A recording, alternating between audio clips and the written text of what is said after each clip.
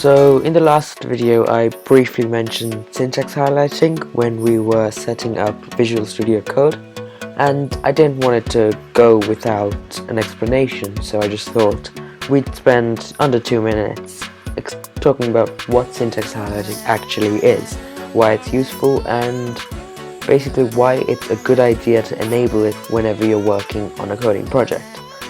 So let's get straight into it.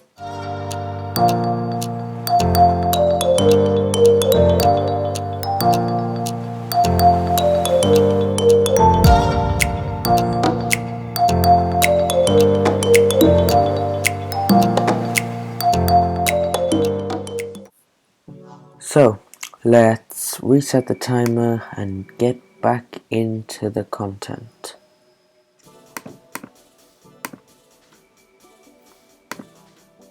Okay, so syntax highlighting. This is episode 3 of 2-minute coding. Syntax highlighting is used by IDEs, those are integrated development environments, and an example of this is Visual Studio Code, which we set up in the last video for Python. It's used for programming, scripting, or markup languages such as HTML, and can display text in various colors and fonts. And the ultimate aim of syntax highlighting is to create structure in your code. It's a form of secondary notation because the highlights are not part of the text meaning, but are there to reinforce it, and it's a commonly used strategy to improve the readability of code. Here you can see two examples, one without syntax highlighting and one with syntax highlighting.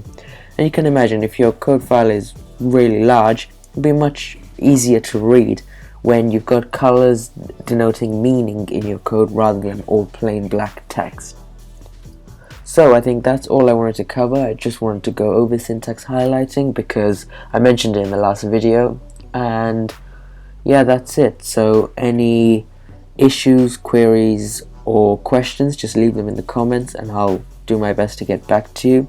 Thanks for watching, like and subscribe, and see you in the next one.